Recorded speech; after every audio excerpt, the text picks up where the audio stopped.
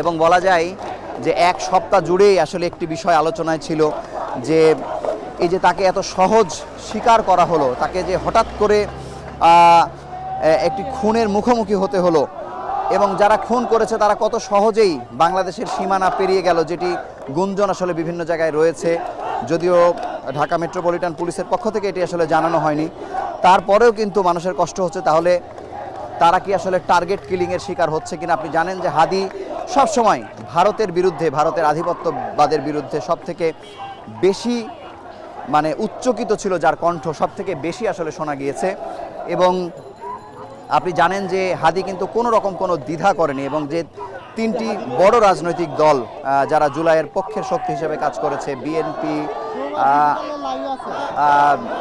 বাংলাদেশ জামায়াতে ইসলামী এবং এনসিপি, তাদেরকে কিন্তু শাসানো হয়েছে যে তারা যেন কোনোভাবেই ভারতের সঙ্গে কোনো ধরনের সমঝোতা, কোনো ধরনের লিয়াজো, কোনো কিছুর মধ্যে যাতে তারা প্রবেশ না করে, তাদেরকে কিন্তু বারবার আসলে হুঁশিয়ারি উচ্চারণ করেছে। এবং আপনি দেখছেন যে জুলাইয়ের এখানে হয়তো খুব বিপুল সংখ্যক মানুষের উপস্থিতি হয়নি, কিন্তু হাদির প্রতি তাদের ভালোবাসা অকৃত্রিম। হাদির প্রতি তাদের যেই বিপ্লবের রঙে আসলে তারা রঙিন, সেই কারণে তারা এই রাতেও হাদির মৃত্যুর খবর শুনে তারা রাজপথে এসেছে। তারা চাইছে যে হাদির খুনিদের যেন দৃষ্টান্তমূলক বিচার হয়। আমি একজনের সঙ্গে একটু আপনি দেখতে পাচ্ছেন যে তরুণ শিক্ষার্থী যারা আছে তারা স্লোগানে মুখর হয়েছে যে যেন দৃষ্টান্তমূলক শাস্তি যেন হাদির খুনিরা যেন পায়। আমি একজন শিক্ষার্থীর সাথে কথা বলতে চাই। হাদি যে হত্যার শিকার হবে এদিকে আপনারা আমরা কখনো কল্পনা করিনি, কারণ হাদি একজন জুলাই যোদ্ধা, আমরাও জুলাই যোদ্ধা। আমরা কখনোই আশা করিনি এরকম একজন জুলাই যোদ্ধাকে হত্যা করা হবে এবং সেই ওসমান হাদির জায়গায় আমরাও থাকতে পারতাম। এবং আমরা আশঙ্কা করছি আমাদের যে স্বরাষ্ট্র উপদেষ্টা, এই উপদেষ্টার ব্যর্থতা যে আমাদের দেশের আইন শৃঙ্খলা পরিস্থিতি এখনো নিয়ন্ত্রণে আসেনি এবং এখনো সংস্কার হয়নি, যার কারণে আমাদের জীবনের আসলে নিশ্চয়তা নেই যে আমাদের জনমানুষের যে নিরাপত্তা এবং ওসমান হাদিকে যে গুলি করা হয়েছে সেই অপরাধীর বিচার যে আমরা পাবো কিনা, আমরা সেই বিষয়ে আসলে নিশ্চিত না। আমরা আজকে হাদির মৃত্যুর জন্য স্বরাষ্ট্র উপদেষ্টার পদত্যাগ চাই এবং আমরা চাই সুষ্ঠু একটা বিচার হোক, যেন আর কোনো জুলাই যোদ্ধা।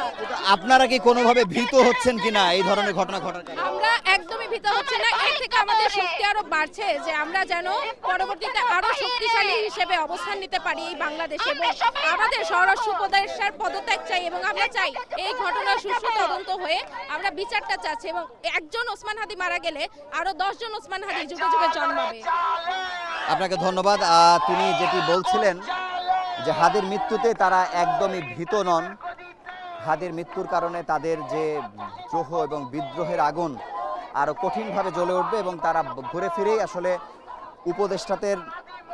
উপদেষ্টাদের পদত্যাগ দাবি করছেন। স্বরাষ্ট্র উপদেষ্টা, আইন উপদেষ্টা, কেন তারা তার খুনিকে এখন পর্যন্ত খুঁজে বের করতে পারেনি এবং তারা সত্যিকার অর্থে বাংলাদেশে আছে কি নেই সেটিও কিন্তু আসলে নিশ্চিতভাবে তারা আসলে বলতে পারছেন না। এবং বলা যায় যে শরীফ ওসমান হাদিকে যখন এভার কেয়ার থেকে সিঙ্গাপুরে নেওয়া হয়েছে, এটি বারবারই আসলে চিকিৎসকরা বলছেন যে এটি আসলে একটি শেষ চেষ্টা হিসেবে তারা নিয়ে গেছেন। এবং তিনি 3 বার কার্ডিয়াক অ্যারেস্টের শিকার হয়েছেন এবং একইভাবে প্রথম দফা সার্জারি ঢাকা মেডিকেলে হওয়ার পরেও আজকে সবশেষ তাকে বাঁচানোর চূড়ান্ত চেষ্টা হিসেবে তাকে দ্বিতীয় একটি সার্জারি করা হয়েছে এবং এটি অত্যন্ত ঝুঁকিপূর্ণ একটি সার্জারি ছিল এবং ধরে নেওয়া হচ্ছিল যে এই সার্জারিতে হয়তো তিনি সুস্থ জীবনে ফিরবেন অথবা তিনি মৃত্যুর দ্বার প্রান্তে চলে যাবেন। কিন্তু নিয়তির যে লিখনি, তিনি আসলে ফিরে আসেননি। আপনারা জানেন যে এই সোয়া 1 বছরে অনেকের অনেক ধরনের পরিবর্তন হয়েছে। যারা সব থেকে বেশি আধিপত্য বিরোধী স্লোগান দিয়েছে, বক্তব্য দিয়েছে, মিছিল দিয়েছে, তারা কোনো না কোনোভাবে একটু পিছপা হয়েছে। তাদের বক্তব্য, তাদের কথার মধ্যে একটু পরিবর্তন হয়েছে। শুধুমাত্র হাদির মধ্যে কোনো ধরনের কোনো পরিবর্তন আসলে পরিলক্ষিত হয়নি এবং তিনি যে পেসে ছিলেন, যে আন্দোলনের গতি ছিল, তার স্লোগান যেভাবে উচ্চকিত ছিল, একইভাবে তিনি সরগরম ছিলেন, মুখর ছিলেন। তিনি চেয়েছেন এবং তিনি বলেছেন যে একটি নির্বাচন শেষ হয়ে গেলেই একটি সুষ্ঠু সুন্দর নির্বাচনের মাধ্যমেই যে ভারতের আধিপত্যবাদ বিরোধী যে আন্দোলন সেটি যে শেষ হয়ে যাবে তা নয়। এবং তিনি ভাবছিলেন যে আসলে এই আন্দোলন যুগ যুগ ধরে চলবে যতদিন পর্যন্ত বাংলাদেশের রাজনৈতিক দলগুলো ভারতের বিরুদ্ধে একেবারে সঠিকভাবে সোচ্চার না হবে।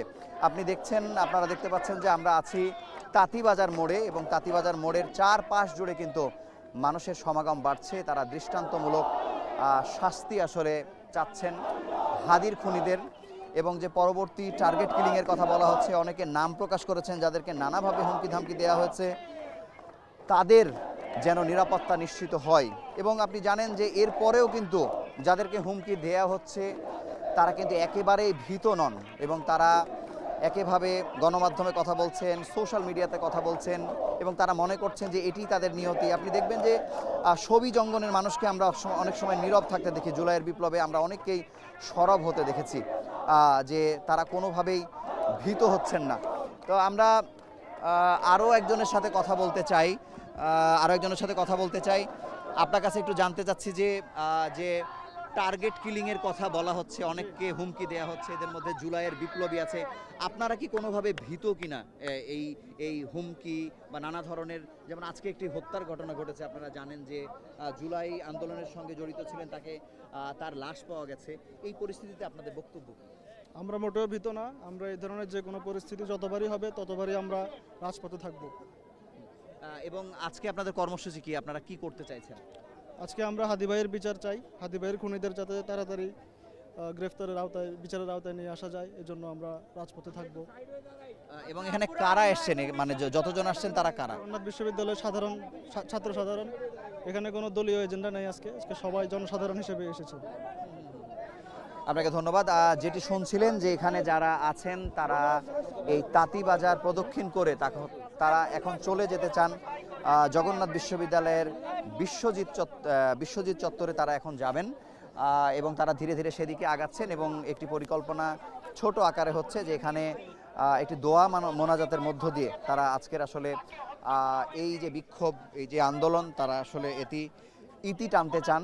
আপনি দেখছেন যে খুব অল্প সময়ের মধ্যে বিপুল সংখ্যক শিক্ষার্থী তারা কিন্তু বেরিয়ে এসেছেন এবং আপনি জানেন যে এই জুলাই বিপ্লবে ঢাকা বিশ্ববিদ্যালয়ের পাশাপাশি দেশের পাবলিক বিশ্ববিদ্যালয়, বিশেষ করে পাবলিক বিশ্ববিদ্যালয়, বেসরকারি বিশ্ববিদ্যালয়গুলো পর্যন্ত কিন্তু সোচ্চার ছিল।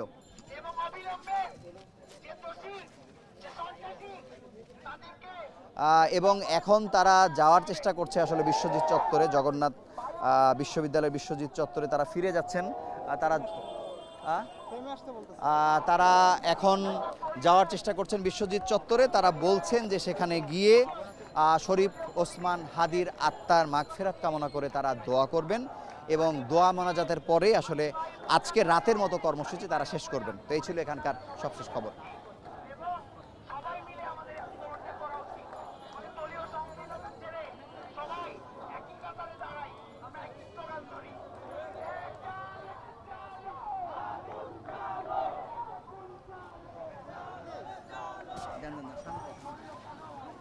মানুষ আমি এখানে লক্ষ্য করছি, তারা কিন্তু তাদের জায়গা থেকে বলছেন যে একজন হাদিকে খুন করা হলেও এখন হাজার হাজার হাদি এখানে এসে জমায়েত হবে এবং হাজার হাজার হাদিকে